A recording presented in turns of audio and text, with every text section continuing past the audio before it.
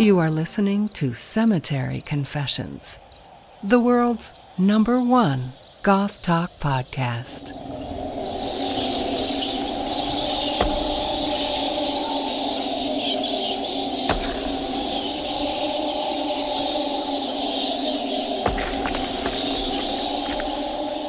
Hello and welcome back to Cemetery Confessions.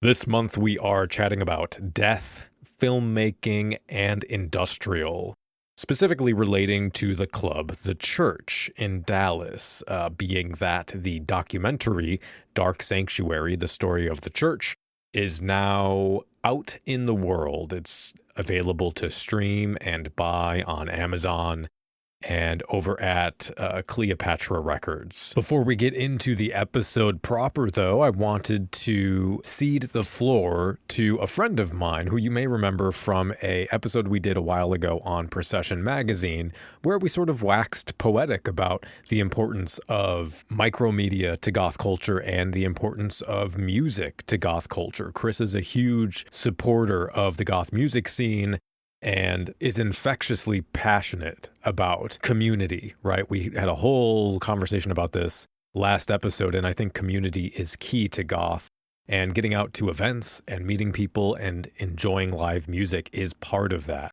So I'd like to give Chris the floor for just a moment to tell us about an upcoming concert that if you are in the area of, you should definitely go check out. Hello, this is Chris Canner from Procession Magazine. Just wanted to give you a quick heads up that Assemblage 23 and Mari Kapman are playing in Washington, D.C. this month. So come join us on Saturday, May 24th for this amazing show.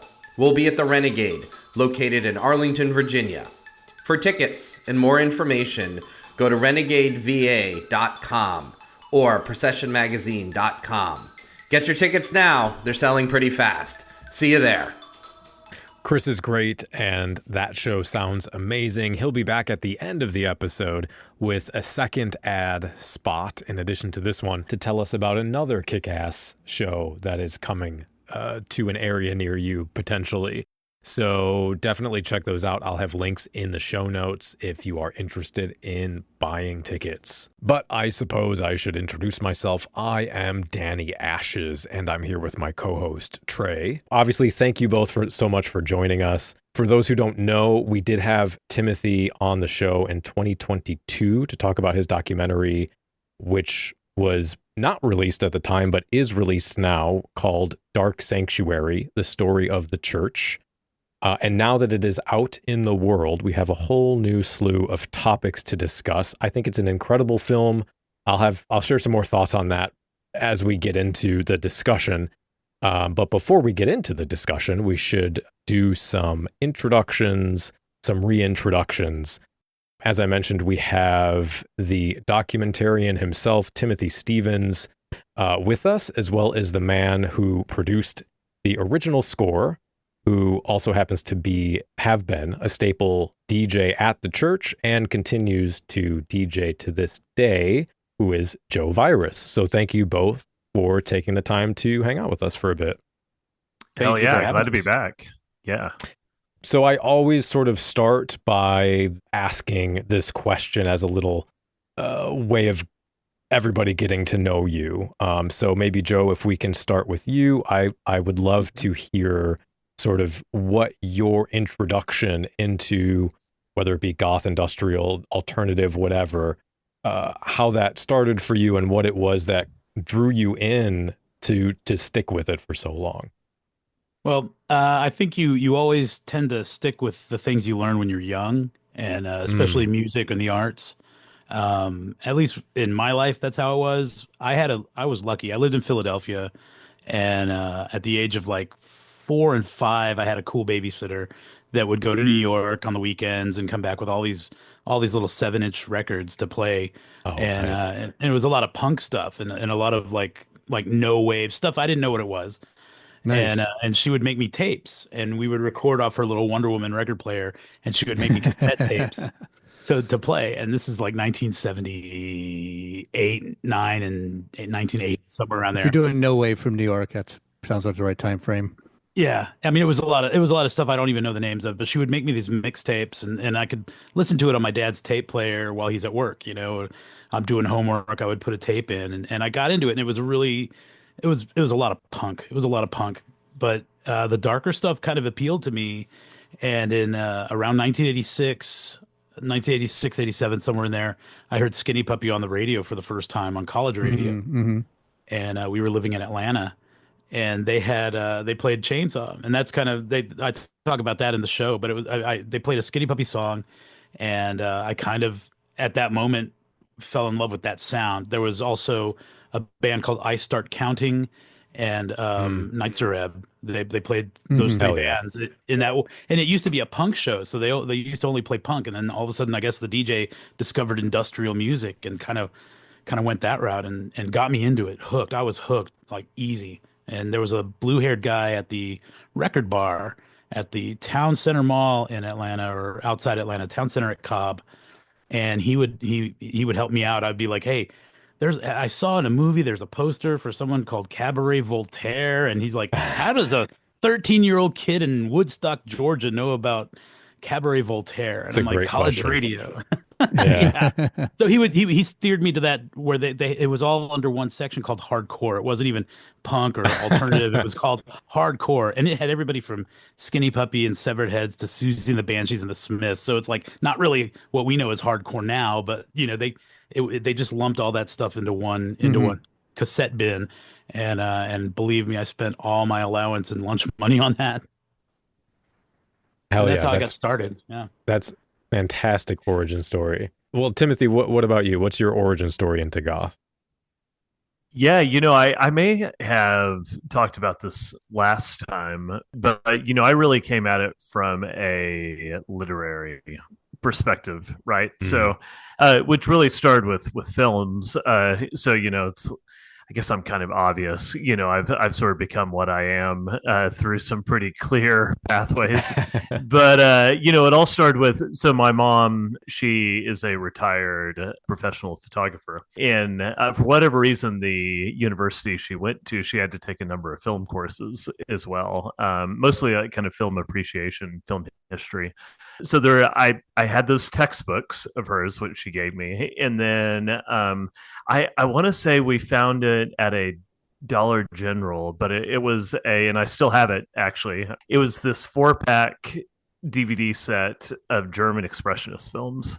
Um, Mm.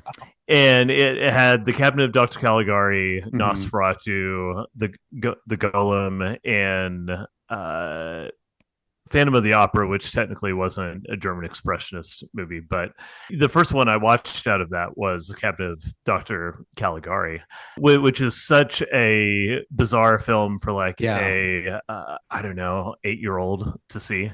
Yeah. Yeah. But it really, I mean, it opened my eyes to a few things. It opened it up to film could be art, because that Mm. was kind of a conception I didn't really have at the time. It could be more than just kind of like Disney. And the other thing is, it opened me up to Gothic literature. And soon after that, my uncle actually moved up to Chicago to pursue a career in like jazz music, and he couldn't take anything with him because he was moving into this tiny like studio apartment. So he gifted me a whole bunch of his books, which included the entire set of the Vampire Chronicles by Anne Rice. Excellent. So as an 8 and 9-year-old, suddenly I'm also reading Interview with the Vampire and The Vampire Lestat and Queen of the Damned, which I don't even know if like I would let my kid read those books at the Yeah, I age was of gonna say eight. you're I'm not cooler sure. than my 8-year-old when he was 8. I mean, I might, but I mean, these things all kind of conspired to getting into Gothic literature, and I'm still deeply affected by the first time I read Dracula, the first time I read the Picture of Dorian Gray, for example. Mhm. And I think the music kind of fell in after that. I in high school, I one of my best friends was the one and only goth, in like true, like listened to all the music, had the right style. He was a musician. He was the only goth in our little hometown in Texas, and he kind of like pushed all the like musical stuff on me. So I was kind of a late bloomer on like the pop culture side of goth, but a really early, on kind of adopter of like the more literary side of things. And it's definitely affected everything I've done, from the way I write to just kind of my, especially Anne Rice, that at that young of an age sort of affects like kind of how you see the world. Like I Yeah. think Yeah. Oh I yeah. think like Louis sometimes. I'm sort Right. of the sad mopey vampire. Right. Yeah. Sucking off cows in the field. Oh wait, no, that's Wait, no, uh is that a different? I'm not sure uh about that. yeah, that's the fan fiction, sorry. Got it. Got it. Well, all right, so let me gush about this movie for a second if you can indulge me. I loved this documentary.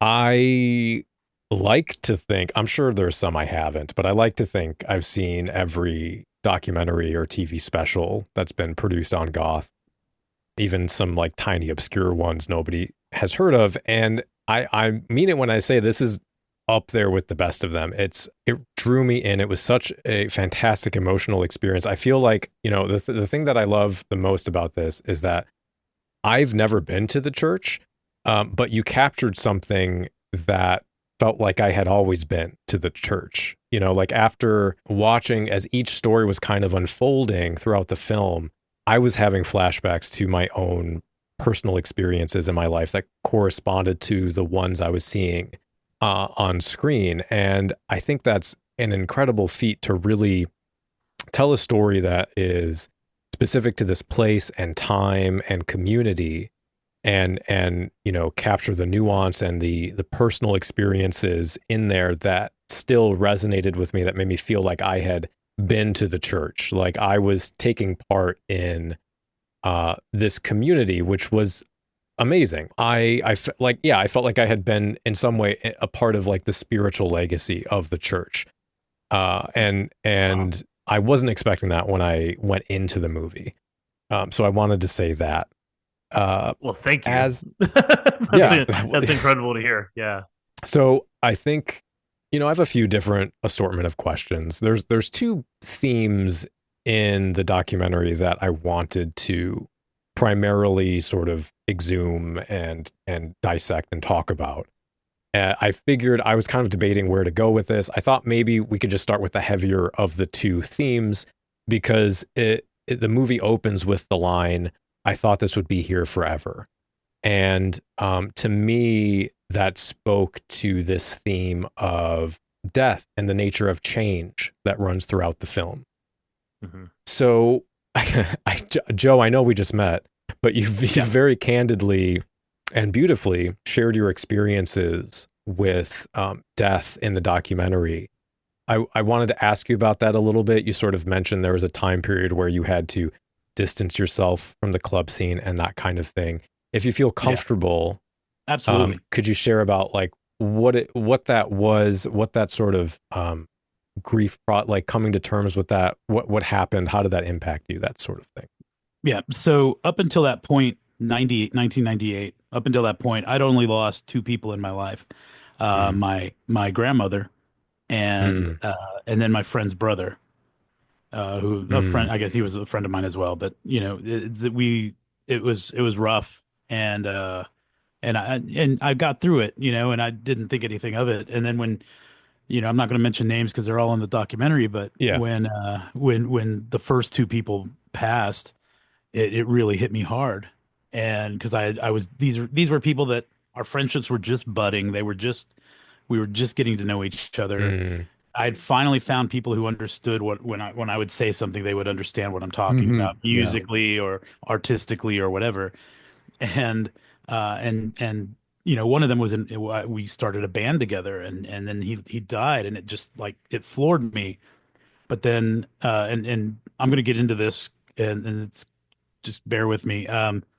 There was a lot of heroin use in the Dallas scene, Mhm. and there was a lot of they knew I was sober. I don't even think I was drinking at the time. Maybe I was drinking a little bit, but I didn't do anything. And my friends kept it from me, and so they would go to parties and they would be doing all the drugs, and I had no idea, and Right. I'd be upset that I found out that there was a party that I didn't get invited to, and one of my friends took me to one of the parties uninvited, and that's when I found out what everybody was doing, and and a lot of those people died, Mm. and by Mm. you know I started DJing at the church in '98, and about by 2003 there were like 24, 25 people who had died Wow. from our scene. That's like taking a whole classroom of kids, and just Wow. and just Yeah. Yeah, throwing them off the that's bus. huge. That's terrible.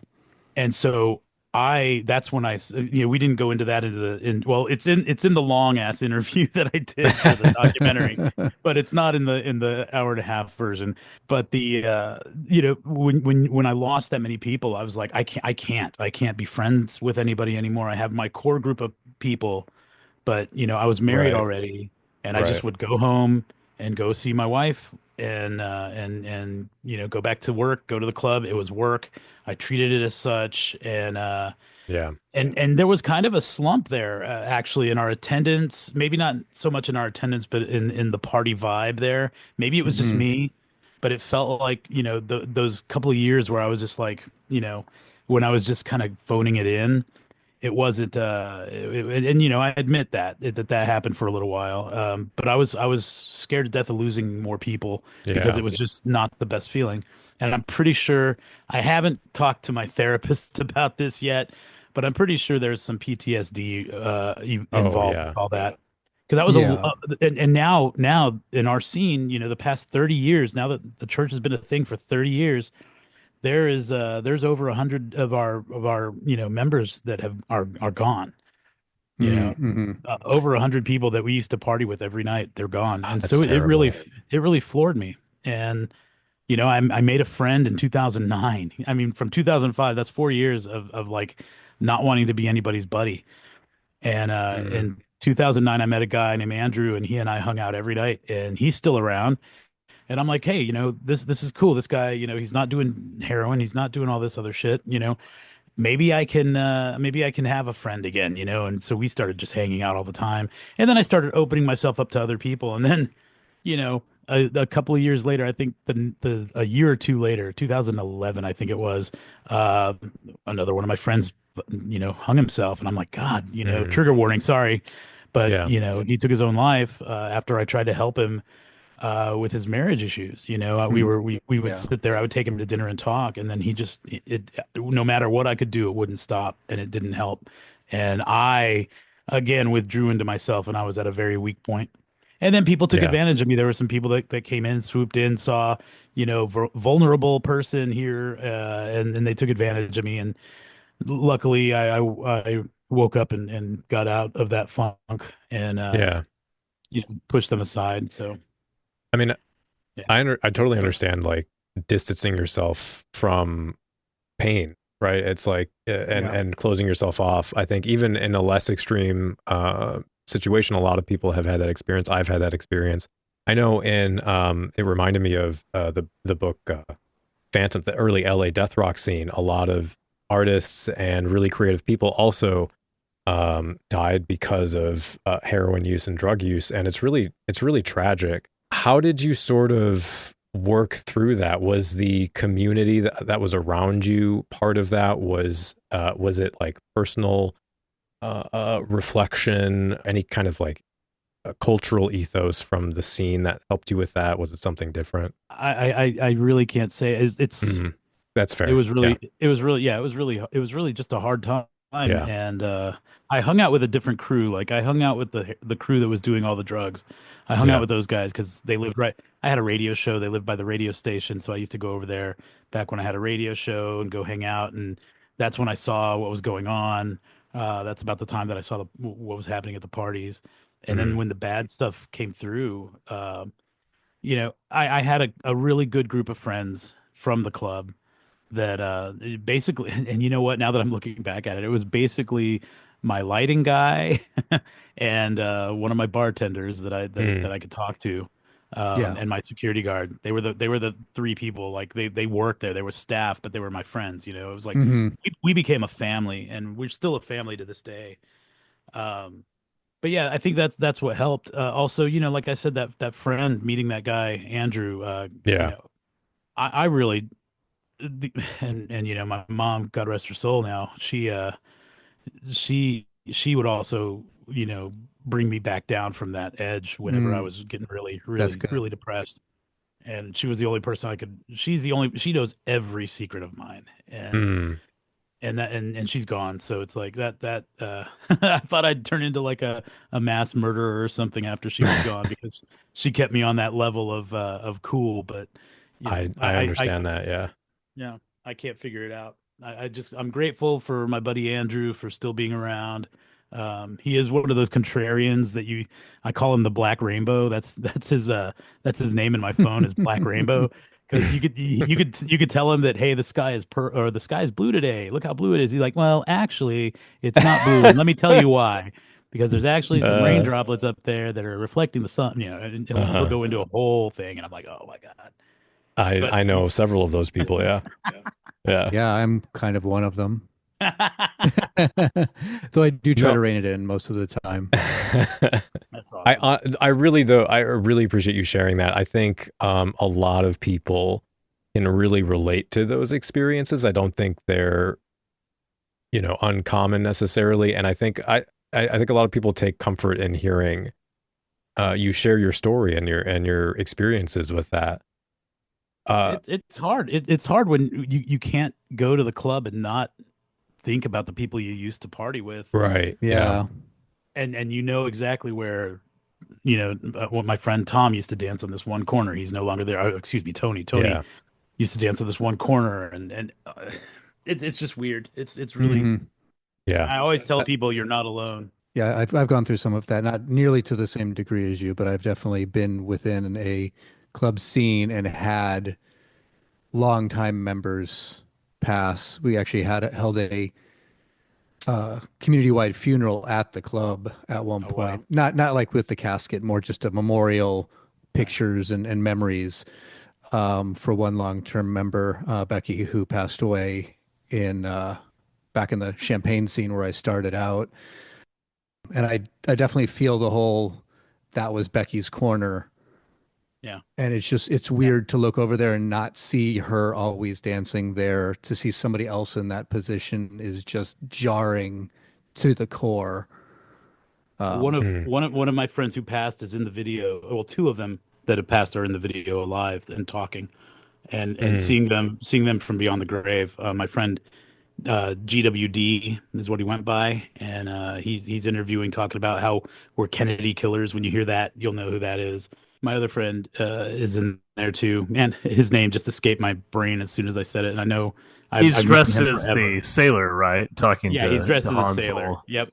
Yeah, about the electronic penis or Yeah. whatever it is. And he had there's a photo with all of us of like me and like uh, two girls that I had dated that are dead, and then and Brad. His name was Bradley. Right.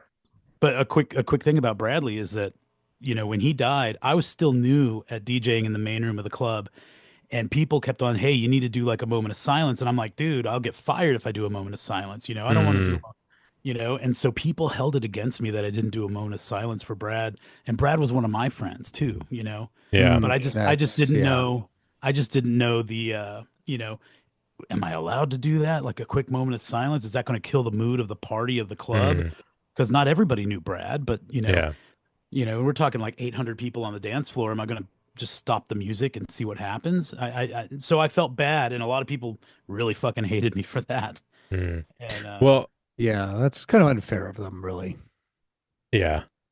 Yeah, I mean, you're in a tough situation, but to the point of them being in the film, I think that's really wonderful, because from my own experience, I have a couple friends who have died in the last couple, 2 or 3 years, who were on episodes of the podcast. And I'm really grateful that I have that sort of thing to go back to, and that they sort of live on through that, and other people can see and experience some of them yes. in a different way.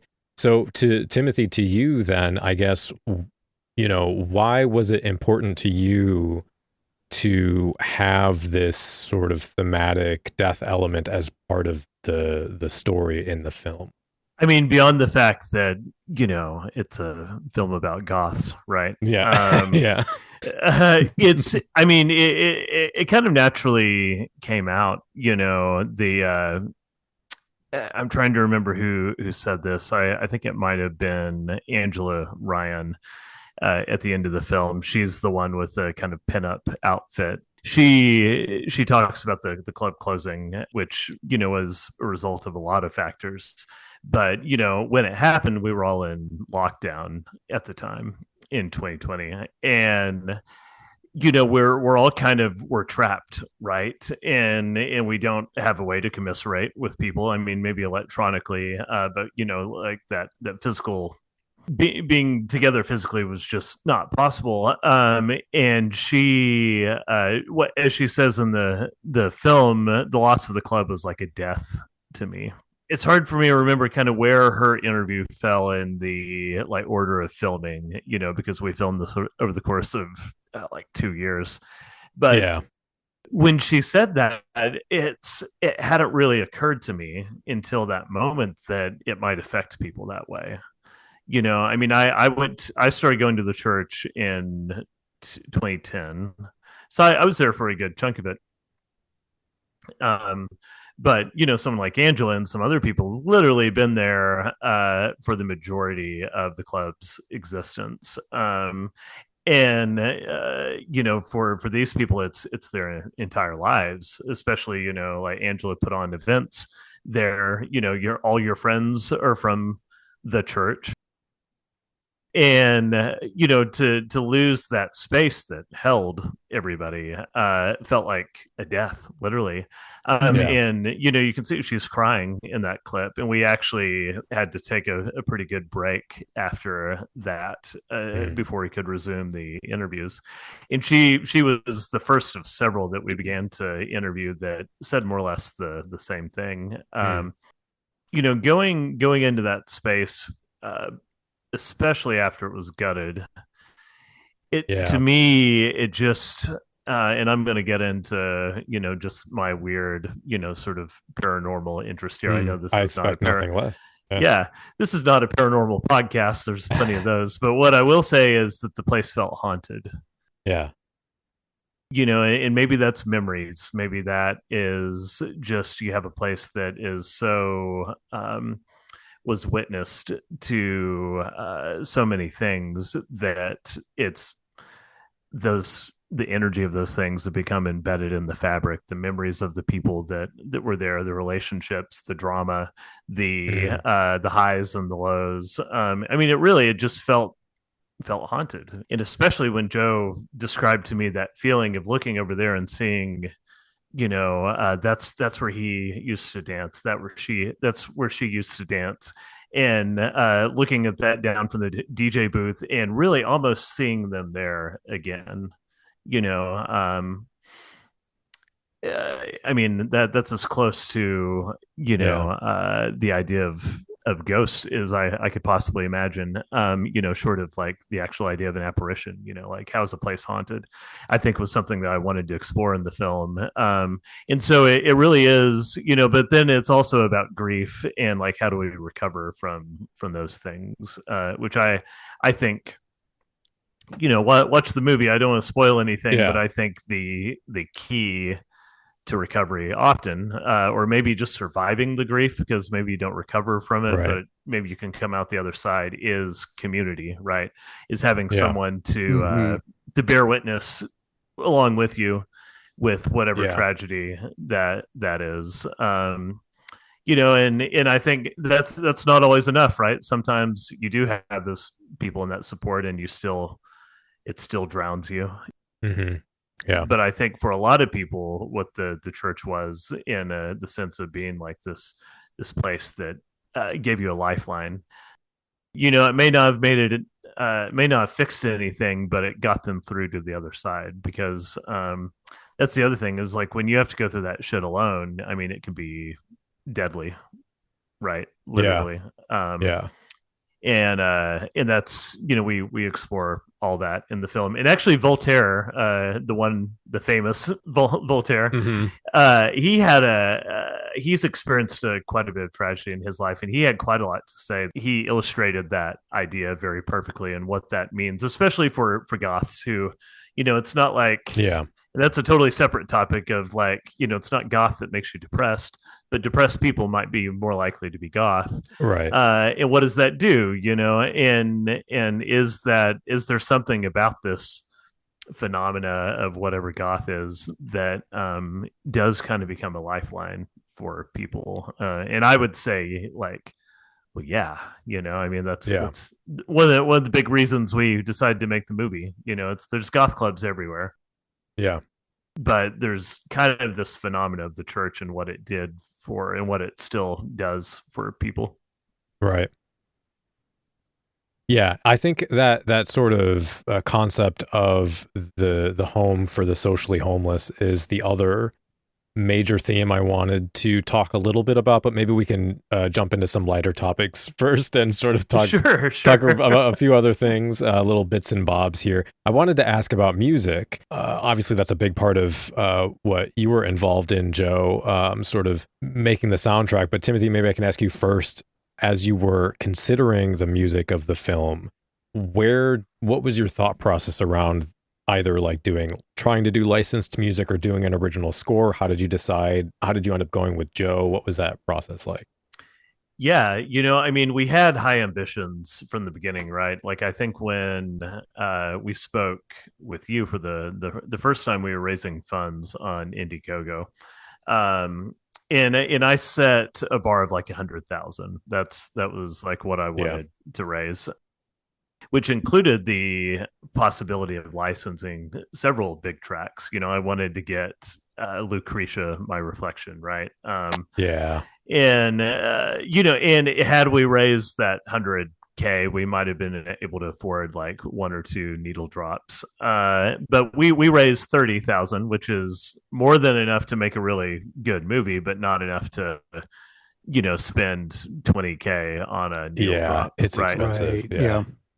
I mean, it's literally $20,000. Like, that's crazy. It's and it does good things for the film, but it's like, I don't know how much it's worth it. But so that was kind of in the idea, right? We were going to do that and really try to create this like almost like fabric of the different eras of the church, because it was a different sound in 1994 than it was in 2004, and definitely 2024, like it's changed, and I wanted to kind of reflect that, but that kind of became an impossibility. And then what I know about documentaries, I've done one other documentary, is I know that in especially a music doc, the music has to change most of the time every like 30 seconds.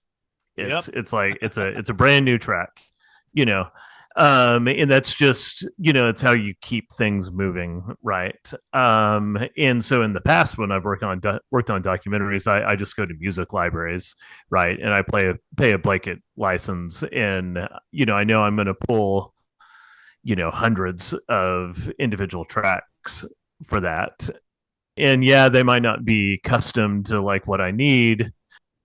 I'm not going to have to like ask some poor composer to give me 200 drops of music or more, So that was the plan. But then kind of as we started doing interviews, and Joe was the first guy I interviewed, I think Joe might have asked me like, hey, what are you doing about the soundtrack? And I was like, you know what? We should talk. Because of course you're talented. And then I come to find out he's always had aspirations of doing film music. It has done some film music. Mm-hmm.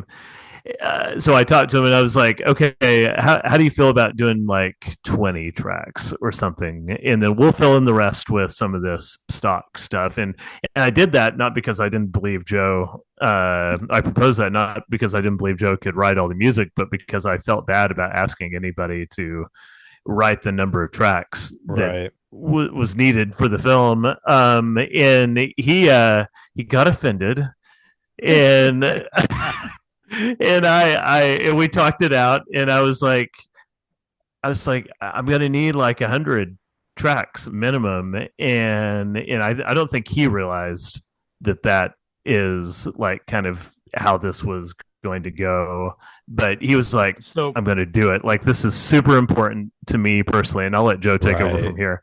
But I was like, I still kind of feel bad about it because it was so much work. but um, but I was like, you know what? This is the only right thing to do. Like this, because no one understands the sound Right. of Yeah. all these eras in the church better than Joe, and no one, I Mhm. think, is able to reproduce that with such like originality and not just like not making a carbon copy of something else, right? Right. So we did it, and it was awesome. It took a lot of work, as Joe might want to talk about. It was a tremendous undertaking to put all that together. my turn. Yeah, well, I guess let me ask you then, Joe, because what I was curious about was what your experience previously creating music was, and how this sort of process differed. Doing this movie soundtrack differed from what you had done in the past. I started a band in 1989 called Solemn Assembly, and I'm still going strong with that name, still using it. We still play. Just It's a released an album. fantastic name. Thank you. We Yeah, just released an album back in December, another one, and I've been writing music since, man, probably since 1988. I was in punk bands before that, playing horrible, shitty guitar. Like I can't play guitar but that made it punk, you that's a know. And real so punk it's like, band. Yeah. yeah, we didn't know how to play our stuff, and we just knew how to make noise, and so we did a lot of Suicidal Tendency covers back in the day. Mhm. But so starting probably around maybe around 2007, my friends started making movies in the Dallas area that I knew, and they were always making these short films for contests. And so they would hit me up to do the soundtrack, and I'd be like, "Yeah, I can whip something up." And they'd give me a couple of scenes, and I'd write the music to the scene, and they'd give me the final edit of the film, and I would basically just score the whole thing, putting in the songs that I'd already written for it, and just making sure everything fit. Send it back to them. Their editor would do any of the volume control, anything that they needed to do. So I was used to that. I was used to one scene being one song, you know, like one track. Yeah. So with the documentary, I'd never done a documentary before. I'd done a lot of horror movies, and there's a lot of little anticipatory little, you're waiting for the guy to come around the corner with the hatchet or whatever, Mm. and then he doesn't show up, and then all of a sudden there he is. I did a lot of those kind of things before, but I'd never done a documentary. And so when Timothy and I were talking, he was like, "Yeah, we'll probably use some library music and maybe like three songs that you used to play at the club." So I'd picked out, well, we had both picked out Lucretia, My Reflection, and then I picked out Shriekback Nemesis because that was another Hell big one yeah. at our club. And Yep. then it was going to be either a V&V Nation song or a Combi Christ song, something around Yeah. Makes along a lot those of lines. sense. You know, just for the different eras of the club and different important things for our scene at least. So there were Yeah. going to be three or four songs, and then we found out how much that was going to cost. And it was a lot, especially for like digital distribution. I mean, a lot of those things just add up, Right. and we didn't make as much as we wanted to in the Indiegogo. I say we. I wasn't part of the production yet. I was just I was just interviewed. Timothy came and said, "Yeah, we can use some library music and stick some songs in." And I'm like, "Well, I'd rather you not use generic library music that any other filmmaker Yeah. can use for something that means so much to so many people." Because not, and I think I was speaking for everybody at the time that was a diehard church goer, that it would kind of do it an injustice to like play generic la la la music from some library as opposed to creating it to fit the atmosphere of what it was. Hmm. And so he's like, okay, well, okay, so I'll need like 11, I think it was 11 or 13 tracks for these scenes. And so I would track the scene, and I did it, turned it in. And he's like, okay, well, those scenes, we're going to need to split those into 30-second bits. And I'm like, what? Damn. So then I had to write more. And then it went from 13 to 60 uh, uh, cues to 113 cues. Oh, Wow. And now, mind you, some of those music cues meant no music here, so that meant just cut it, right. And that's where the music would end. So I consider that a cue as well. So I created, I think somewhere between 75, I think it was like 75 pieces strictly for this film. And which it took me about a year to get it, but it was not a year constantly working on it. I had other stuff to do as well. And especially that first year. But when it came down to crunch time, I would be up 24 hours a day for a day or two at a time, working on everything because they kept on editing the show, the movie. They kept on editing it down, and I'm like, oh my goodness, okay. And so I'm like, okay, so they totally ripped this part out, Okay, now I got to rewrite this, and I'm rewriting. So I rewrote a lot of stuff, and I did it, and I think there were like 75 final pieces that went into it, plus some of my own music from Solemn Assembly, just that they had used for markers, and I liked the way that they worked there. I'm like, yeah, let's do this. And I and think that we worked used out. a couple of Solemn Assembly tracks as like temp tracks because they had the right like BPM and the right energy. Right. And then and actually it was something that the editor did. Like he just went on one of your websites, Joe, and just started pulling shit down. And but then when we finally watched it and you watched it, you're like, oh, just use that. And I'm like, you're right. Like it's perfect. It was perfect. Some of it's like really old, like deep cut type stuff. Skin. I think we had one called Skin. Yeah, it's Skin so was a good, and we deep used cut, it for like the BDSM scenes and the fetish. Oh, okay, I actually re-recorded part of it so they could use it, a better version of it. I think. Oh, cool! I didn't know that. Yeah, I think we did that. I can't remember now. But then Wasted Pretty during the fetish ball scene as well, like that. I mean, I couldn't write something better for that scene the way that it was. It just worked, and I was blown away. But so we came together. I put a lot of work into it, and I think it paid off. I mean, I did everything from a disco track, which I've never written disco in my life, to an acid house track. I've never made acid house music. Yeah, the acid track is so good, by the way. Anyway. Thank you. It was fun. But it was fun learning all this stuff. And then he says, "Hey, can you write a Baroque piece?" And I'm like, "Baroque, like classical Baroque, like Johann Sebastian." I'm like, I'll try my best. So I did a little something, and I figured out some cool things about writing music. That if I take the bass line and the lead line from a song from one of my other songs, and if I can just, instead of having these badass, deep bass synths and these cool cutting edge, lead synths, if I just put all that into a piano, it sounds like, it sounds like I'm playing a piano all of a sudden. and I'm like, whoa, I didn't know I could play piano. And it sounded really awesome. So I went with it, and that ended up being the Baroque piece, and then a piece for Danielle. I did a long, that was the hard one for me, because I wrote this really beautiful heartfelt piece for Danielle, her story, and then I had to chop it up into 3 different parts, and I was like, oh man, so now I have to write 3 other things for it that are different vibes each one. Okay. And I did it, and that was, I think, one of the final things I had to do. And that was pretty awesome. What a passion project. It turned out incredible. You didn't release a soundtrack standalone. We did. Right? You did? It's on Spotify and a few other I don't places. know how I missed that. Okay. Released by Cleopatra Records. Yep.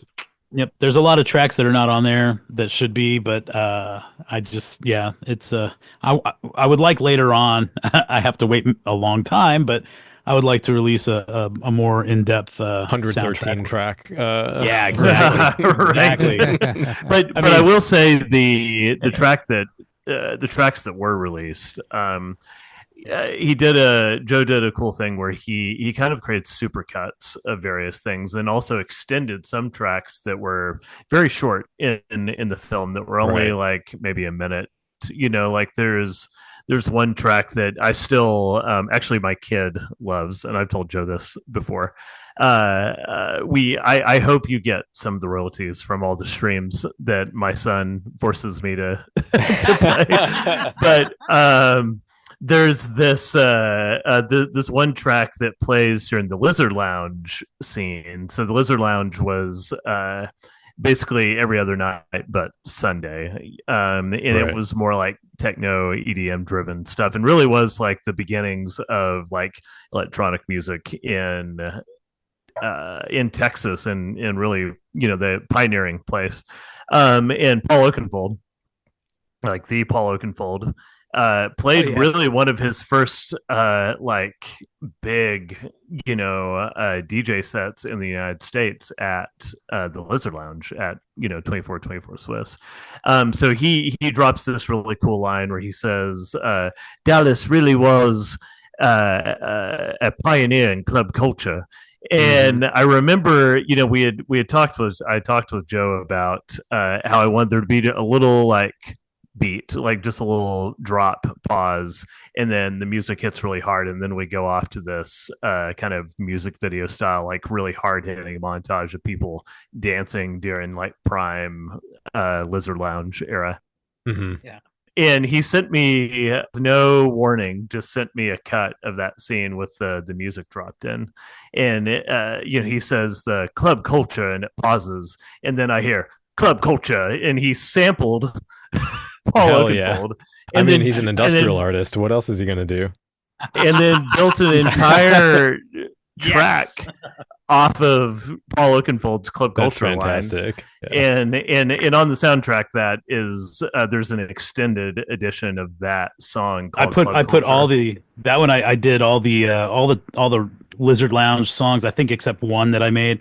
I put all of them together into like this, almost like a DJ mix. It's only like 5 minutes long, but it's still it goes through each part of that, and that club culture one, I think, is how it starts, and that's what it's called. Yeah. That's cool. Well, my kid will say, "Play club culture." He's only 5. Play club culture, please. Nice. Yeah. But that's just. I mean, they're all brilliant. But just like I was saying earlier, the ability for Joe to capture so perfectly these sounds, like we have one that evokes Sisters of Mercy, but it's not a carbon copy of Sisters of Mercy. There's even like a little bit of a Beautiful People track in there when we talk about Manson. I forgot about that. Yeah, it's really just the beat. It's like right. I think even under one part, I do the guitar riff, the just for a second.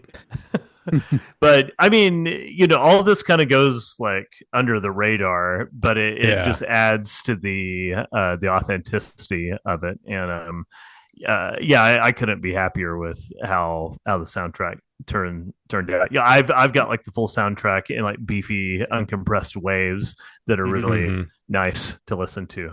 Definitely better than using just some library music. 100%. Yeah. And I mean, totally worth it. And of course, I'm forever grateful for Joe and all of his, long hours spent on that. A lot of talent. I'll score some movies. I don't think I'll do another documentary, at least not for a while. I'm not even sure I'll make another documentary, man. It's taken 5 years of my life. Yeah.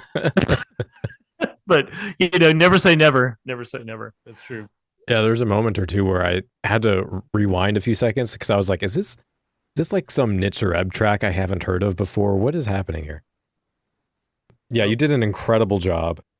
I think there's a couple of spots where there might be like a gruesome twosome track or something come through just in the club scene, just because we couldn't mute that because of the conversation that was happening. Oh yeah, right. Yeah, but other than that, it's and there's like a 1930s or 40s song that's not me, and any of the commercials where it talks about Moby or the Lizard Lounge. Oh yeah, it's those are the Dallas Blues. Yeah, anyway. those are the only things that are not me. Everything else, like when they're interviewing all the different bands, I try to do a track that emulated a little bit of what Front 2 for 2 does, what Frontline Assembly does, and some of the other bands, and just kind of like brought all those elements into one song and did that behind the interviews. Oh, there's an interview with Jeff Kay, local Dallas radio guy, and the music for that, he used to have a commercial on his show that used a band called the Neon Judgment. They had a song called oh my God, what was it called? I think it's The Fashion Party, and it's like don't be a drag. Yeah. it was a killer song because I emulated that song, not exactly, but my own version of something similar. Yeah. It could have been a Neon Judgment song. I did that during his interview because it sounded like kind of like that. Just Damn, I just as haven't a listened memory to button Neon for Judgment me. forever. Yeah. That's what I'm good Oh, at too, is bringing out the oldies. Yeah. thinking about that, when one of the things I wanted to mention was when you said, Joe, something to the effect of "Give me a call when you need a real goth DJ." I laughed so fucking hard because that is such a relatable emotion of like, I could do a better job than what's going on here. And honestly, I think that's probably how a lot of DJs start out in our scene, is that exact same emotion. Once you got into DJing, did you have a perspective shift as far as what DJing entails? What was that all about? Well, I came from like a crazy hip hop background. Like early on, I was DJing because I saw Beat Street on TV, and they had the DJ was like the coolest guy. He was the coolest guy in town. Oh, for Everybody sure. loved the DJ, and so all the girls were around him, all the guys were hanging out. Everybody wanted to be him or be with him, Yeah. and he was the good dude. And I'm like, man, I want to scratch records too. So I learned to do that at the age of 10, back in like Wow. 84. So I Wow. guess 10 Yeah. or 11. And I was learning to DJ. And I still can't scratch for crap, but I pretend I do. But I learned to beat match and I learned to mix and I started doing remixes. So when I got to the club, I in '88 I started DJing raves in Dallas, and we started having like an influx of rave culture into the Dallas music scene. So I started DJing raves, beat matching techno, and then mixing in a little industrial because that's where my heart was. And then I got booted out of the rave scene in '94 and said, "Well, screw you, I'm gonna go, DJ industrial somewhere." And it took me a while. I had a radio show that I would do it, but then it took me a while to get club gigs, and then finally got the club. And I got in there, and I'm like, okay, so being that I came from this like hardcore mixing DJ background, the culture of beat mixing and beat matching and all that, I went into a club where the people, the DJs before me, and I'm not naming names because they're friends of mine, but they would play songs from beginning to end. But they would start a song, you'd hear intro and outro, and then next song start, next song start. I didn't think goth DJs were allowed to beat match, to be honest. Oh, well, see, I didn't care about any rules because I made up my own. But yeah, they a lot of people hated it. A lot of people hated that, because at the end of New York by MCL would stop and it goes New York, and I would mix out of that before it got to that part, and people were like, "Where's the New York?" People want to hear the whole song, and they love those parts that and are it's mixed crazy out. to me. But they, instead of hearing like a DJ actually create an atmosphere, they'd rather just start a song. I didn't like that. I wanted it to be like the rave scene. I wanted it to be more of a party, like where it just builds up and builds up. So I took those elements and I mixed everything I could. Some songs, if you can't mix out of it, just if it has a dead stop, find a song that has a really awesome intro. Something that goes right into it. And I learned to do all that stuff. And I mean, I didn't learn. I just learned how to do that with goth and industrial music. So everything was beat matched at least the same tempo, if not exactly beat matched together. Everything from Christian Death on to like Combi Christ. So like, and it all went in. And so that was kind of my goal, was to make it like an atmosphere instead of just somebody playing a song and then playing another song and the songs don't match. They're not in the same key. They're not in the same tempo, whatever. I don't want to be on a dance floor dancing to something that's 90 beats per minute. And then all of a sudden, Zombie Nation comes on right after at 140, Right. and then go back to 110. I like it, and there were DJs that were doing that. Yeah, I Go haven't ahead. heard too many that do that extremely. No, I'm used to most goth clubs I've been to. There isn't a sense of beat matching. There isn't necessarily a sense that you're trying to create one long song, kind of like the rave scene tends to do aesthetically. But usually there is an ebb and a flow. And I haven't been to that many places where they'll jump cut between giant shifts in BPM. Usually it's an ebb and a flow. If you want to move to faster tracks, you work your way up to that. We definitely did luckily now everywhere that I've been, everybody's either beat matching or kind of matching tempos, right? Yeah. Joe the trendsetter here. Back in the mid '90s, you go to a goth club and everybody's just slamming beats per minute all over the place. Yeah. Like now I hear more ebb and flow like you're talking about. But I everywhere I went, it was just like, I even did a show. I did a show in like 99, up in Oklahoma, and a bunch of DJs from around the country were there to DJ this festival. Hmm. And they were all watching me because I was doing things that they had never seen. Nobody knew what the master tempo button did on the Pioneer gear. Uh, Nobody understood why I was, why I was hitting the Q button. Nobody, Right. they didn't Wow. and That's they were crazy. watching me. But this is 99. This is back before a lot of people Right. had Yeah. True. CDJs to use. Most Yeah. DJs were playing off CD players or, Right. or vinyl.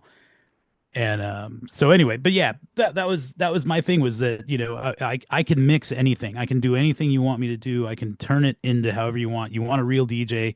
If you want a real DJ that plays this music, hit me up. Somebody from the scene, because these guys, well, one of them wasn't from the scene, and he was their main guy. He was the hip hop and techno DJ. So he was a good guy. I love him. He's still one of my friends. But yeah, so they one day they gave me the fucking gig. I'm like, okay. Somebody got fired for me to get hired, and that was a friend of mine named Eric. And Eric has passed, but he got in trouble for some things he did, and used the club's name for some shit. And then they got rid of him, and then called me the next day. Mhm. I didn't realize that happened, but yeah, there's a lot to it. But I've been there ever since, and I'm still there. They fly me out of California every other month, so I'm still considered a resident, I guess. As we are talking about music, this feels like an appropriate spot to take a quick ad break to tell you again about the band Witchhands. You may have heard of them before because the lead singer Ryan has been on the show multiple times as a guest.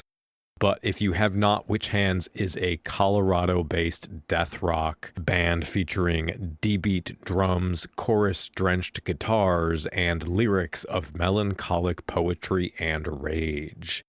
They have a style that has evolved into a sort of death rock, goth rock, post-punk vibe comparable to Samhain, The Cult, Atriarch, and An Angry Sisters of Mercy. Their new album, Vox Nihili, is available now. You can go buy it on Bandcamp right now. Mick Mercer himself exclaimed, "The wild bastards are back." So why don't I give you a little taste of the album before you head over to Bandcamp, and I'm going to play a short clip of the track Sebastian, and then we'll be back to talk more about the church.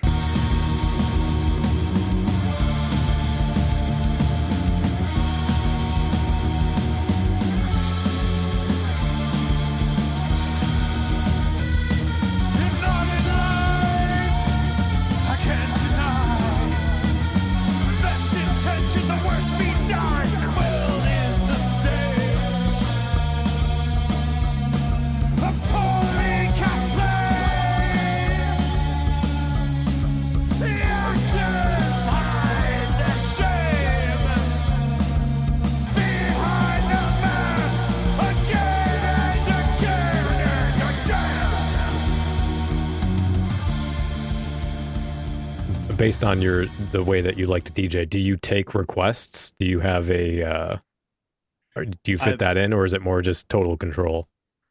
Now that I fly in, it's harder to do requests because it has to be with what I bring with me. But I bring Right, I bring okay. several thousand songs with me. But I like requests. I like people making requests as long as it's in genre or if it's good. And that used to be my tagline, is like, yeah, if I'll take your request if it's in theme, in the right beats per minute or whatever kind of like mood, Mm-hmm. or and it has to be a good request. It can't be something that you hear on the radio. I like to ask these questions just because Trey and I have both been DJs in the distant past. But what are your songs that you like refuse to play now because you are sick of hearing them, or do you have any? I don't, because if the crowd wants them, the Okay, crowd that's wants crazy them. to me. Okay, Yeah. all right. Well, You fair. mean you'll So- play closer? I play closer if people ask for closer. Like literally, I mean, I used to have it. I did two things. two quick little things here. Covenant, Dead Stars, right? Yeah, I that love I'm sick of that I song. I love that song, and I played it Okay, fair every enough. Sunday. Listen, I played it every Sunday and Thursday night since it came Yeah. out. And then like Wow. 2 or 3, maybe 3 years later, maybe 4 years after it came out, I decided I'm going to have a funeral for Dead Stars. And so I told everybody, hey, this is going to be the last. I get on the mic. I talk on the mic. That's another thing a lot of DJs don't do. But I Mm, get on the mic and I'll talk shit and I'll call out creepers on the dance floor if I see them. But I'll fantastic. definitely Nice. definitely get on the mic and tell people what I'm doing. And I'm like, hey, this is gonna be the last time you hear this song because I'm killing it. I'm breaking the CD after I play it, and I know a lot of you love it, but a lot of you hate it, and I'm kind of getting tired of playing it every week. So here's Dead Stars from Covenant. I played the song, finished the song, took it out of the CD player, broke it, and threw it into the crowd, and just kind of made a big deal of it. But what they didn't know was that I was taking that 4 minute long song and making an extended 7.5 minute remix. Oh God. And I had a Dead Stars party. Come dressed as your favorite dead celebrity because it's Dead Stars Dead Resurrected. Stars. That's amazing. And they came out. People came out as Marilyn Monroe and all these other famous, stars and stuff that had died.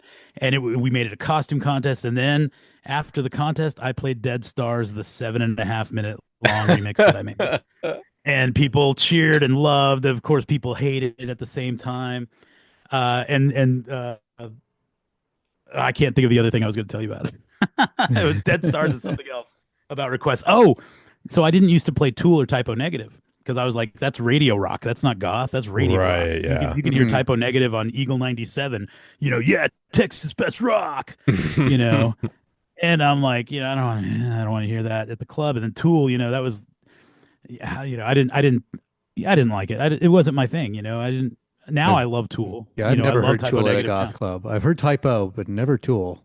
Well, Black Number One from Typo was the big one from them. Yeah, yeah. And then Tool Sober is the big one at the church. Like I could pull okay. that out. I could pull that out right now with the whole new crowd, and the crowd would go nuts still. It's crazy. It's weird. That's but cool. It's nice to hear that flavor like that because that's definitely a difference from the clubs I've been to as well. So it's fun to hear that. Yeah, I have it's heard weird. it at clubs, just not goth clubs. Yeah, But like metal nights, yeah. absolutely. So yeah, oh, definitely. Well, in Dallas, back then you didn't really have a lot of metal nights except going to like a dive bar. You go to a dive bar and hear what's on the jukebox, or they'll have like metal a little playing in guy the background. CDs. Yeah, but here, being able to hear it on the big thing, I didn't care for it. So this guy came up and said, "Hey, I hear you don't play Tool," and I'm like, "Yeah, I don't play Tool." He's like, "Here's $100. You're gonna play Tool, right?" And I'm like. Yeah, he slid me 100 and it was legit. So I'm like, okay, Wow. next song was Wow. Sober. And then he came up. He's like, hey, I also hear you don't play Typo Negative. I'm like, yeah, I don't play Typo Negative. Here's $50. Play Typo Negative. I'm like, all right. Every DJ has a price. Yeah, he's trying to And, find it too. He keeps going down. $50. That was good. Yeah, I'd play a 150 song for for those two 50 songs. bucks. I'm Yeah, okay. for sure. You know what I'm saying? So that worked out for me, and for everybody there. And I saw the crowd reaction when I did play it after not playing it for years, and that brought it back into the mix. And I try to phase those things out. One day, Hansel von Quenzer, one of the guys that's in the documentary, he came up to me, and he was a regular and also one of the producers for the Fetish Ball and other things. And he came up to me one night, and he said, "How's it feel to finally do what you wanted to do?" And I'm like, "What do you mean?" He's like, when you came in here, you didn't want to play all this radio rock shit. You didn't want to play the Nine Inch Nails and the Marilyn Mansons and the Tools and all that. And now you just played a whole night where none of those old classics got played. You played nothing but new shit, and people danced all night. How does that feel? And I'm like, it feels pretty good now that you mentioned it. I didn't even realize it. I was just having fun. So I thought that was pretty cool. I'm really happy to hear that. Yeah, because that's definitely a frustration of new music sort of getting played and people just being like, I don't want to dance to that. I don't know that song. That's really good to hear.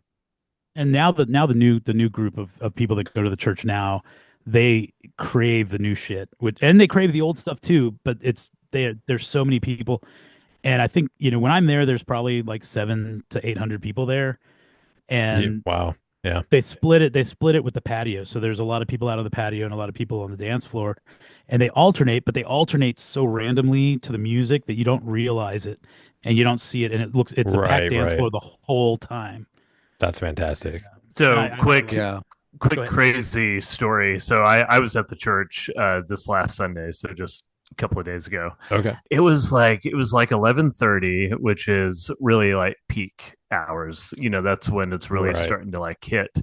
And DJ Red Vamp, who's one of the kind of rotating DJs there, she dropped out of nowhere after a long line of just like old school goth dance tracks, dropped Helena by My Chemical Romance. Oh, really? Oh, nice. Yeah, the crowd just like absolutely lost their goddamn mind, and Yeah. it went, and I was like, I kind of tensed up because I was like, oh no, this is gonna. I mean, I personally I love MCR, but I was like, this is gonna like hit so terribly. Not in my goth club. People like just just going out and just dropping the dance floor, and then Yeah. she followed it up directly after that with Mr. Brightside. Yeah. Wow. So And What it's is happening? do you know what it's- that's about, Timothy? Do you know I what that's do. about? Yeah, we Okay. shouldn't talk about it on the podcast. Oh, though. I will talk about it. I will talk about it. If I'm breaking rules, I'm breaking rules. But You might be breaking rules, but anyway. So the only thing that I was going to get with that is that it's funny to me. We actually talk about this in the documentary of like, if a song works, it works, Mhm. right? You can get so bound up with like what's goth and what's not goth, and what the right tracks to play are and what the right tracks aren't. Yeah. And like Joe tells a story in the film about playing Baby Got Back, right? Yeah. And how it just like sparked new life into the night, and there's people that were out smoking that rushed onto the dance floor, right? And it just became a thing. And of course Joe very funnily talks about that in the film. You'll definitely want to watch that, because he was kind of scared for his life after making that decision. well, But it just like, if it works, it works. And I Yeah. think that's the incredible thing, about DJing and being willing to take chances, but also about like, what's the stereotype of goths and what they like, like, listen, I can't get Pink Pony Club from Chapel Roan out of my head right now. So Yeah. Oh, I love that song. I'm so sorry. yeah, I don't know. I just, I mean, music is music. If you like it, you like Yeah, it, yeah. And I bet you could probably drop Chapel Roan at the church. And if you put it at the right moment, it would probably work. But that takes a good DJ to know when that is and to read Yeah. the room, right? Right. Yeah. The Yeah. the thing with the hip hop thing that I thought was funny is I'd been doing it for about 30 minutes that night. I went through all the old 80s and early 90s rap tracks that were big hits. And the floor, not only did the people from the patio come inside, but the people from the main room, I was in the small room, the whole main room emptied out into my room. You could barely walk in there. And people were just jamming and rapping along. You're seeing all these kids wearing their vampire makeup, screaming, the words to Baby Got Back and Nice. It's Tricky to Rock Around from Run DMC. Like, So the Humpty I Dance love in that. there? I think Humpty Dance was in there. That was probably Yeah, one of the that's last the songs. best. That's awesome. And then when I get called out to go to talk to the owner, which you'll see in the documentary, the more about that, I put on a long Sisters of Mercy song just to change. yeah, one of the But nobody- bathroom songs. Nobody was dancing to like Leather Strip or any of the industrial stuff that I was playing. I was playing like really good industrial back then. This is like 98, I think. Mm-hmm. But nobody was dancing to like the real stuff, and they wanted to hear their Typo and Manson and all that. yeah. And I was like, I don't want to play that, so I'm going to play hip hop because nobody's dancing to real industrial music. You did it out of spite, which I I love. did it out of spite, and Yeah. it ended up being like something that I did probably once a month up there. It was pretty awesome. That's great. I mean, those are my people that don't take themselves too seriously. The Same. pretension can be fun in certain spaces, but yeah, I love that group, Me too. Okay, so let me switch gears here because there's a lot. I mean, we're not going to get to all of it at this point, but I wanted to talk about Thanks, Joe. the sort of no. This is all fantastic. This is Thanks, great. Joe. I wanted to ask about this concept of enter without prejudice. Sort of, where does that come from, and like, what does that mean to you personally? How has that impacted your the way you view the world, the way you act in the world? Yeah. That they started that before I was around. Yeah. That was early on in the early on. So they opened up in 94 and I didn't start working there till 98. I was hanging out there in 94, 95, 96, all that. But they came up with all that. It was on all the flyers already when I started going. It was really cool. But it made me feel like I was welcome no matter what I looked like, how I talked, however I wanted to be, I could be myself and show up, and nobody would mess with me about it. Mhm. And I got kicked out of malls for being quote unquote goth, especially in '99 after Yeah. Columbine happened. Yep. And Columbine, I got kicked out of a store because they said that I was there, that I'd ripped them off before, and I'm like, I've never been in this store before. This is my first time, but I'll leave. I'll Mhm. leave. But yeah, the Irving Mall in DFW, they kicked us out. But so like it felt good knowing that there was a place where there were other people that looked kind of like me or dressed kind of like me or liked the same music I liked. I got bullied in 7th and 8th grade, so it's like, that kind of scars you, even though my high school was pretty badass. We had a big new wave, quote unquote, new wave scene there, and we all hung out and went to concerts together and stuff in high school. But having a place as quote unquote an adult in your 20s to go, Right. Yeah. where everybody's the same, or not the same, but you know what I mean. Everybody is Your people. Yeah. my people. Yeah, exactly. It meant a lot, and I'm glad that they really stand by that. They don't put up with any bullshit. Yeah, it kind of became the marching orders for, it was written inside the building. It was on all the pamphlets. So, it wasn't like anyone was out there preaching stuff at you like a real church would. Right. But there was kind of this implicit message of from the get-go, from the very first night that the church ever existed, that if hey, anyone's allowed in here, but if you come in here with hate or prejudice or a sense of superiority, then you can get the hell out, because that's not welcome here. Well, No judgment is a two-way street. Yeah, exactly. I did hang out with a snobby group of. Oh yeah, I mean, come on, we were like still goths have a superiority complex. So it was there, but the point is that it kind of became this undercurrent that came as sort of rules of engagement for while you were there, and I think it's what, among many other things that collided there on the phenomena that was the church, is what made it such a revolutionary place, right? And it actually, so I didn't realize this, and we talked about it in the film, is that, and I didn't realize this for embarking on these interviews, is that the church as a kind of dark music night actually came from a club in Florida that Don Nedler, the owner of the club, had tried to open a lizard lounge in Miami. And that scene was really entrenched in a different type of music, and it just wasn't there. It just wasn't going to happen. The club failed. But he spent a lot of time at this other club that had a night on Sundays that they labeled the church. And it wasn't all goth music. It was they played a lot of new wave. They did like 80s retro type stuff. But I found talking to some of the DJs from that Florida club, I found some old stationery and some old flyers. And Enter Without Prejudice is actually on those flyers too. That's cool. So it's hard to say like where this came from, but basically, Don took that name and that idea and then transplant it here in Dallas. And like I said, it's not like Don like had meetings where he sat down with everybody and said, okay, guys, this is our motto, and we're going to do exactly this, and this is how we exemplify enter without He prejudice. actually kind of did. Did he? Yeah, I mean, it would just kind of be like the corporate way to do those sorts of things, but people kind of picked up on it, right? And it just became like suffuse in the culture, and it's why like people like me, like when you go for the first time, you're instantly swept up into the cultural vortex that's happening in there. You're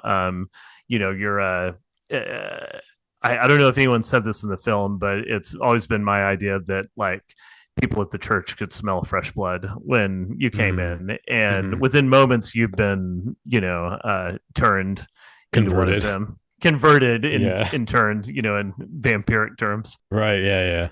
And and it's again one of the major reasons why I decided to make the documentary, because I mean, there's, like I said, there's been plenty of clubs, there's been plenty of places that have hosted legendary dance nights or legendary artists on a frequent basis. The church had all that plus this element of enter without prejudice, which I think is the probably to me the most important piece of the story. I really came away from the movie impressed with that sort of anti-bigotry ethos being, because there's stories of lived experiences in the documentary that are trans stories, gay stories, people of color are represented. There's mental health issues and struggles are like talked about. And the way that is shown through the lives of Goths that share this ideology is, I think, personally meaningful, but also just incredibly important in the world right now, where that kind of thing is being clamped down on harder and harder. Any sort of deviance from the norm, and marginalized people are becoming more marginalized. And I guess, in a world that's becoming increasingly dangerous to be different, I think that is something that's important to me, at least, that Goth needs to kind of get its shit together in a sense, or just sort of come together around this ethos that's presented in the documentary for all the reasons that you show implicitly and explicitly. And I really did appreciate that. I really love that. I'm glad that was a theme in there. Yeah. And to me, it was from the get-go, why what I wanted to embed into the film. It became increasingly apparent to me in the months following the church closing that this was a movie that was going to find its way into the world, and there might be someone else that would do it. In fact, I have heard and did hear that there's other people that had tried or were starting to like put together the ideas of like talking about the club. And I was really afraid that, because you could have easily told a story that was all about the music, right? And we could have talked about, and we exclusively about the fact that like the Cure hung out at the church, or that Marilyn Manson made his shadow fall on the church, and all these extraordinary things that occurred in the big names that were there, but just like either not barely talk about or not mention at all the important human element of it. So it was definitely, it's really gratifying to hear you say that, like, it comes across, because that it was really important to me to make sure that was in there. And who knows, maybe in like 10 years, someone else will come back and, make another film about 2424 Swiss, and they can say what they want to about it. But I feel like I got my and many other people's perspective on, what made that place, and it continues to make that place so extraordinary. I think there is a timeline that we missed in the documentary that we didn't cover, which would have been 94 to 98, like the time between there.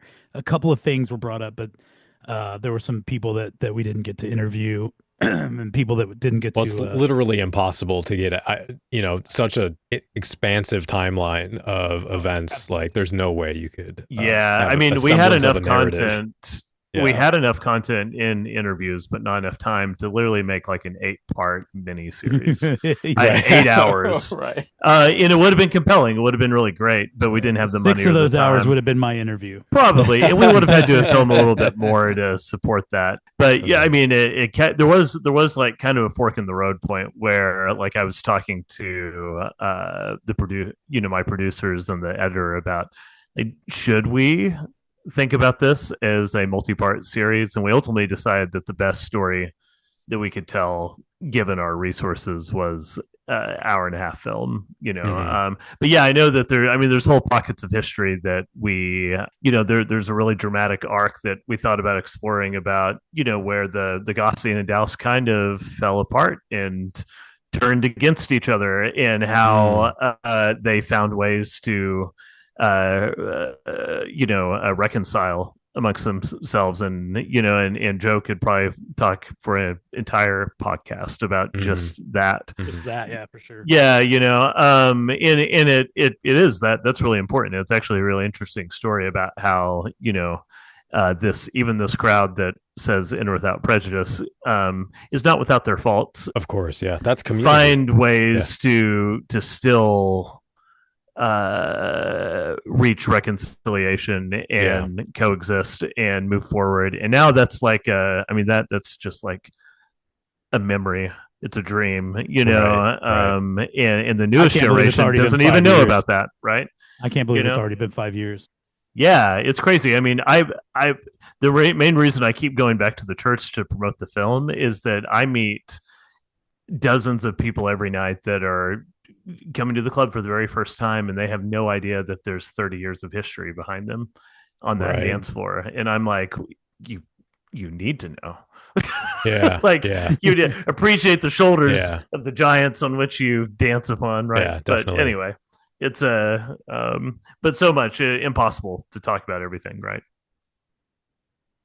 Yeah. Did you have a moment? Go ahead. Go ahead. I just want to shout out to the animator who did the animations in the film, because that really brought it all together for me. Seeing all the animations that they did, using our likenesses and making little animated versions of us doing the things that we talk about. I love that. That was they were really they're whimsical and expressive like that. Those were really fun. I actually wanted to ask you about sort of those like, I guess, interstitials. I don't know if that's what they're technically called, but how did that like come about? Because it really fleshed out the film in a way that was just like the cherry on top, So, it became apparent really as we were making the film, and really as I interviewed Joe. Joe's a wonderful storyteller, right? Yeah. And he narrates these experiences like the first time in '88, right, Joe, when you went to 2424 Swiss Empire, for the first time, and it was a club called Empire, and we just we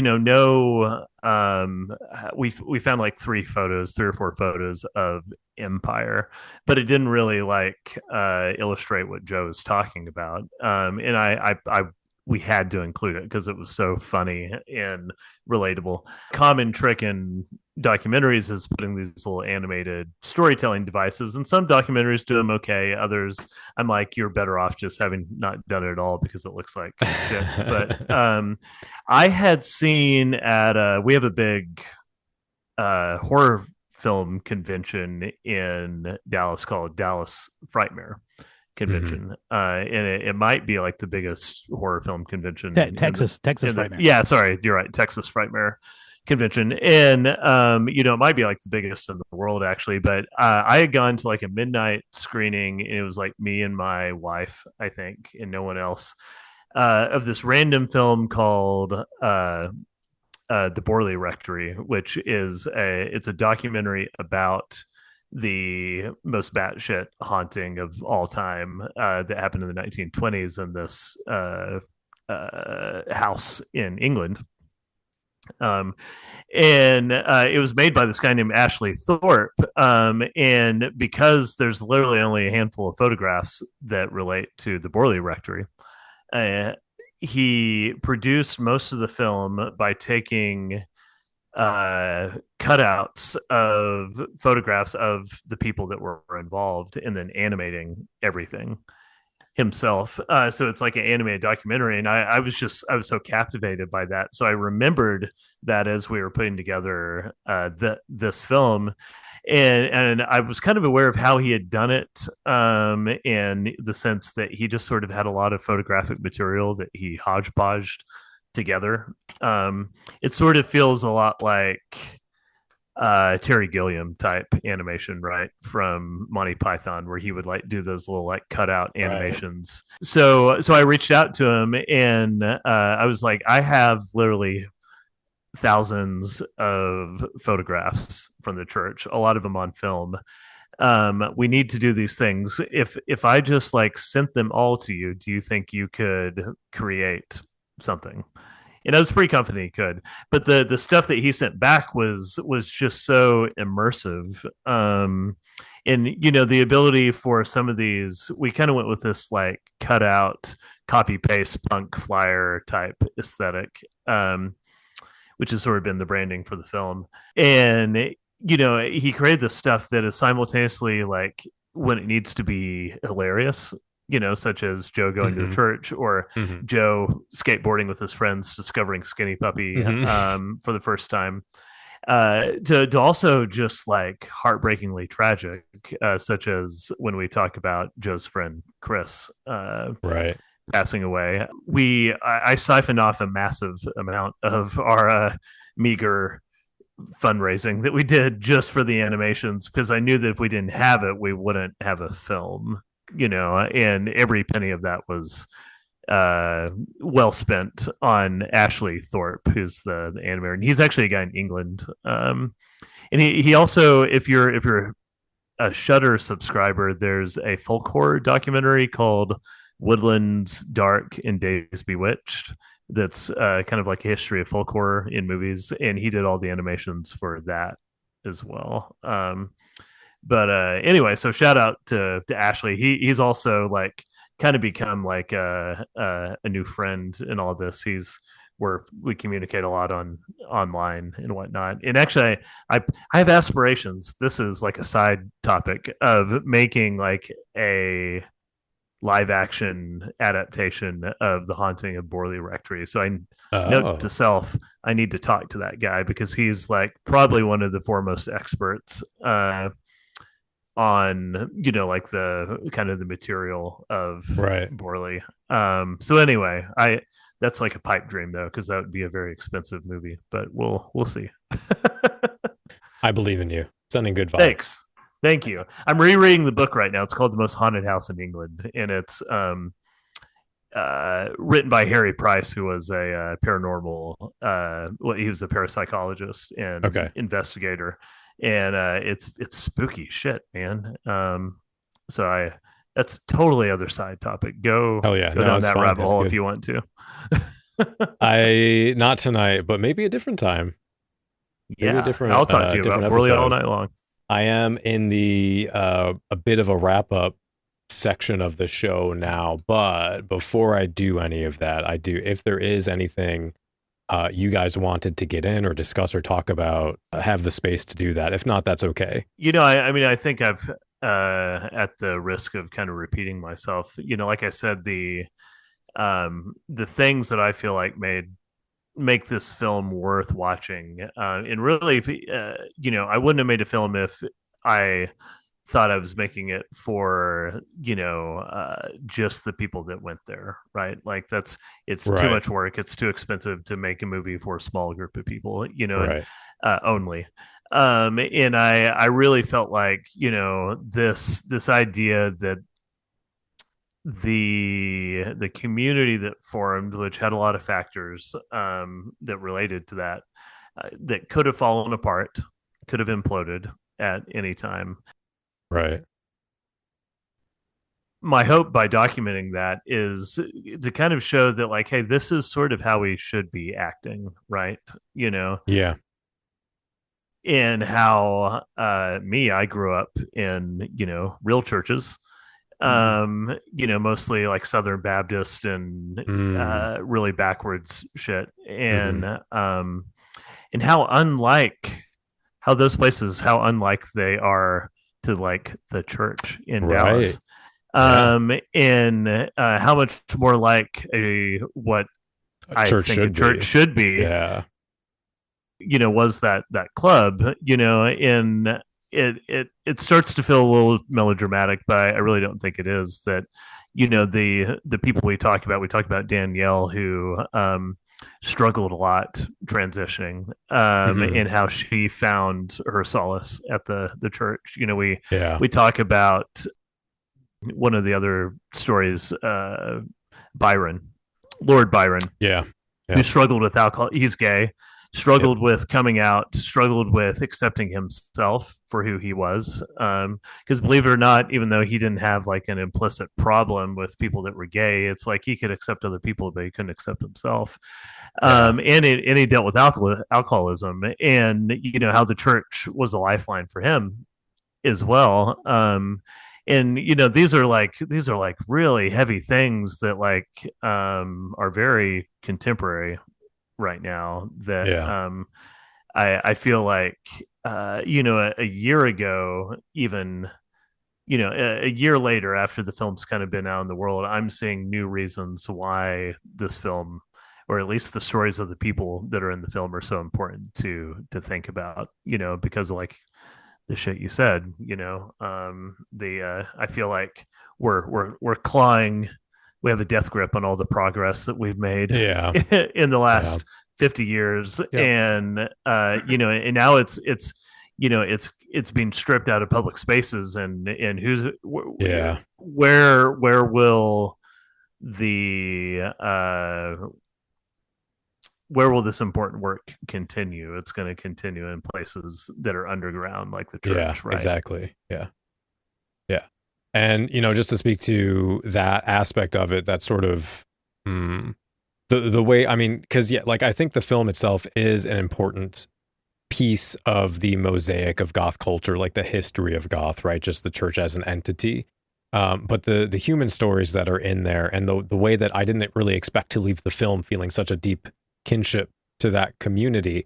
I think also, honestly, having spoken to both of you for just a really kind of a short time, came across in this interview, because I feel like we were just some longtime friends chatting, and I really took that sense out of the film as well. And it wasn't what I expect. I kind of went in expecting like uh, uh, maybe some music history, some sociological examination of goth, and that stuff is in there. But the human, Joe, I really connected with your story in the film as well, because I think in a lot of ways your story is about change and, I guess, the unexpected paths that life takes you down, and grappling with that, and getting through that. And that, for me right now, that's a very resonant story because of what's going on in my own life. But I think that and everything else in the film was really beautifully rendered and shared with the audience. So yeah, honestly, thank you for making such. I mean, I'm sure it's a beautiful, touching tribute for everyone who went to the church, and it was a great experience for me as well. So thanks for making such a great film. If that's not too trite of a sentiment. No, Um, Not at all. I hope people that are looking for something, because we were all looking for something when we found the church. We yeah, were all looking for a place to belong, or even just a friendly face, even a smile, whatever, something like that. I think that hopefully somebody out there comes across this, and they realize they're not alone in the world dealing with all these things that we all dealt with. Because there's a lot yeah, of stories in there about, like you said, the different trials and tribulations everybody else has gone through. It's not just a story about me. It's not just a story about Don. It's not just a story about, the club itself. It's about all of us, and yeah, and the community, like you said. The word community comes up a lot, and it truly is a community. And we used to call it the church fam, FAM, the family, and we would go to Six Flags together. We'd go to museums together, like the whole group. Yeah. We'd go to concerts together, rent a bus and take a whole trip, and it meant a lot to belong to something like that for so long. And I miss it. But I get to go back every other month and just play like I'm part of it again. So Hell yeah. it's Yeah. I'm grateful for Timothy for trusting me to do the soundtrack and for not cutting my words up too badly in the documentary. Well, I had to do a lot of cutting because our original interview is literally like 12 hours. I'm not joking. I filled up like a terabyte and a half on Joe's interviews. Incredible. I had to buy a new hard drive to keep the film going because of it. I have a million stories to tell about the club, and they're all true. And it's like it's just insane the things that I've seen and done there. I wouldn't believe it if I read it myself or heard it. So it's maybe you had to be there, really. Yeah, maybe we'll spin off a mini series of the podcast and just do short 8 10 12 episode we'll talk. I'll give you story time with Joe Vyers. Oh shit.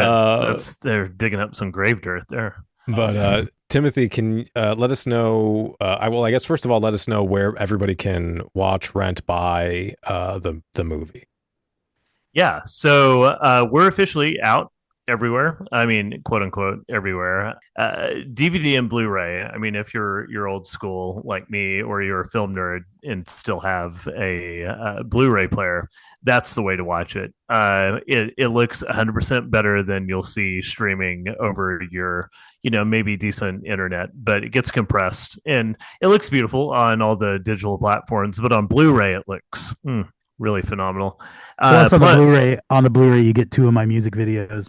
Yes, we have special features on the Blu-ray. So we have You Belong to the Night, which was our credit music for the film that we created an original track. We actually took old school video VHS footage plus some new stuff shot by Joe, and we ran it through a CRTV and then refilmed the CRTV and edited off of that to create like something that has like a video texture feel to it. So it's in 4:3, but in 4K. So that's cool. Right. Okay. So that's on there, plus a whole bunch of extended interviews that didn't make fantastic. it into the film. So there's some stuff in there, not a lot because you can only fit so much on a Blu-ray, but really that's the way to see it. So you can get that either at cleorecs.com, so CLEORECS. So of course the infamous Cleopatra Records distributed our film and the soundtrack, which is brilliant. We couldn't have asked for like a better partner with that. It includes a track that I did with Kevin Key of Skinny Puppy for the soundtrack.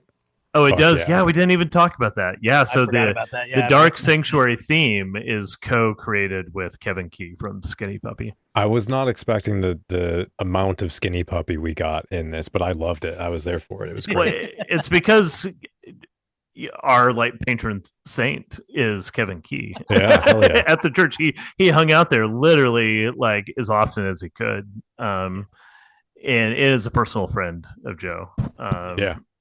So go check that out. It's also available on Amazon on DVD and Blu-ray. But if you have ill will towards Bezos, I would go to Cleo Rex first. If you can't get from there, go to Amazon. We still get a good chunk of money out of that.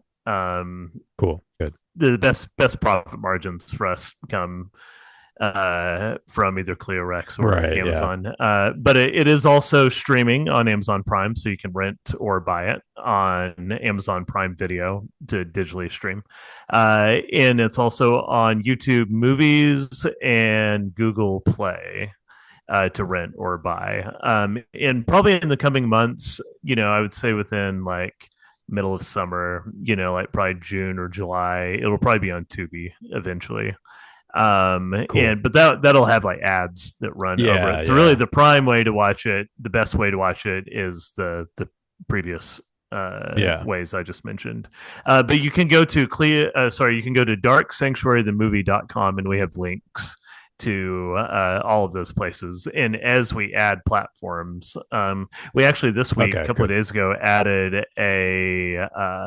this really cool streamer called Thunderflix, which exclusively do like music documentaries. And so it's like the Shudder for music. Oh, I love that.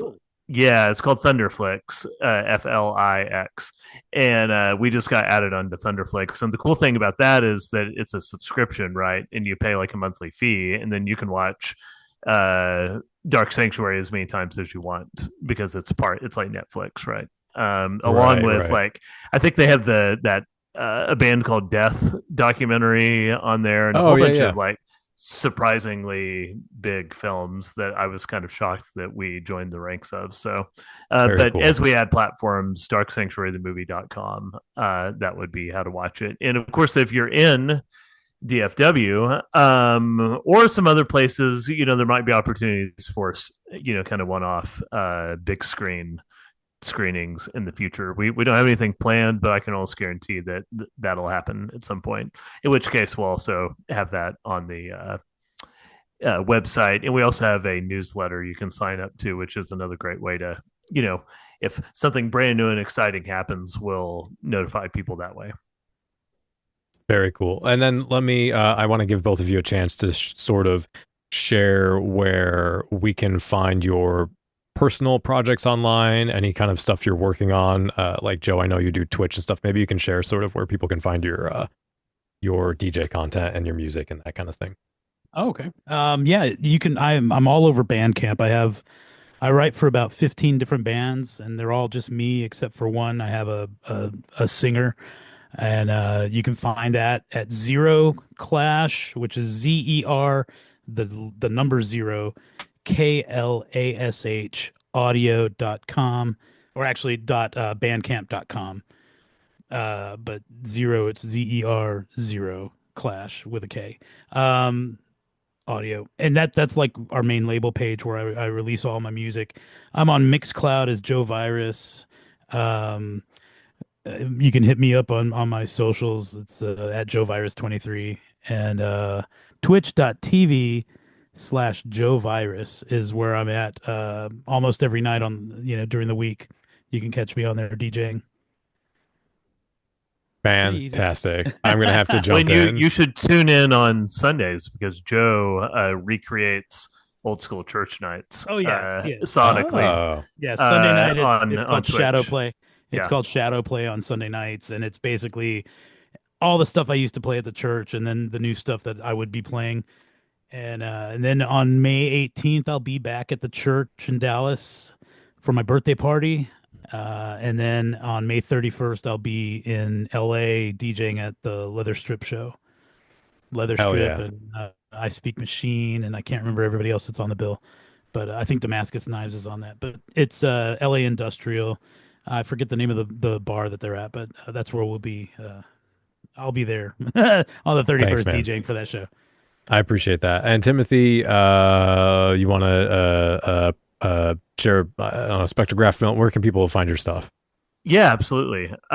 Yes. So the production company, my production company behind this film and two others actually, is called Spectrograph Films, SPECTROGRAPH Films. So spectrographfilms.com. Go check that out. We have my very first feature film, The Ghost Lights, which is a sci-fi horror film kind of in the vein of like the Mothman prophecies, but set in West Texas with like lights in the sky. It's a little bit of X-Files too. You can find links on where to watch that because it's also everywhere. Right? And then we have a action comedy, this is very different. That my co-owner of Spectrograph Films, John Francis McCullough, made called Dead Hand. That's almost like an old school like Hong Kong kung fu action comedy. That sounds fucking great. Yeah, and so we made this on a shoestring using real martial artists, and oh wow, it's kind of got the energy of like John Wick in that there's as little downtime as possible. It's just like wall to wall fights. Right. That's cool as hell. It's very different, but also very cool. And it's got a really banging like 80s synthwave type soundtrack Excellent. to it. And that, unfortunately, we don't have that soundtrack streaming anywhere. We really need to, because it's really good. But anyway, you can find all that at spectrographfilms.com, and anything else we have coming up in the future, you can find that. And of course, we're on social media: Spectrograph Films, all places; Dark Sanctuary, the movie, all places. That's increasingly unreliable, so newsletters are probably the better way to go. So yeah. Well, hey, thank you again both so much. This, despite being a goth podcast, this was an absolute joy. So it's great to have you on. Yeah, thank you. Thank you guys so much. Thank you both so much for having us. Before we wrap up the show and I share what our next episode will be, Chris is back to tell us about a second event coming up soon that you should definitely check out. So let's get to that advert now. This is Chris Cantor from Procession Magazine, here to let you know that Mentallo and the Fixer is on tour right now. That's right, one of my favorite industrial bands is on the road and tearing it up across the United States. So go check them out. Also, we're sponsoring the Washington, D.C. show on October 7th at the Renegade in Arlington, Virginia. For more information and tickets, go to renegadeva.com or processionmagazine.com. See you all there. Thanks again, Chris, for sponsoring this episode in a way, for supporting the podcast, and for telling us about some pretty cool events coming up. Our next episode will be out June 2nd, and we're going to be speaking with a couple band members from Obsidian. We're going to be sort of spinning off some of the topics that were touched on in this episode around death and mental health, but I think in a more robust, detailed conversation. We'll also be talking about death rock and post-punk and sort of some of the behind-the-scenes production technicalities that go into producing and creating music. We're also probably going to be talking about a little bit of anthropology, a little bit of gender identity, a little bit of philosophy. We'll get into some fun content around that. So I hope you'll return. Please subscribe, whatever platform you are on. And thank you for listening. Thank you for enjoying the show. If you want to support us directly, you can go to patreon.com/cemeteryconfessions. At the $1 level, you will get early access to episodes before they publish, as well as access to the Discord. And now those early episodes are ad-free versions. So any sort of advertisements we do going forward, you can get an ad-free version on Patreon, if that's something that tickles your fancy. But I definitely recommend still checking out these events. I think they are super important to the scene. Go out to your local goth club, support them, definitely. Thank you again for listening, and until next time, stay dark. The preceding program is a member of The Belfry, a network of blogs, podcasts, and videos for the darkly inclined. Go to thebelfry.rip for more information.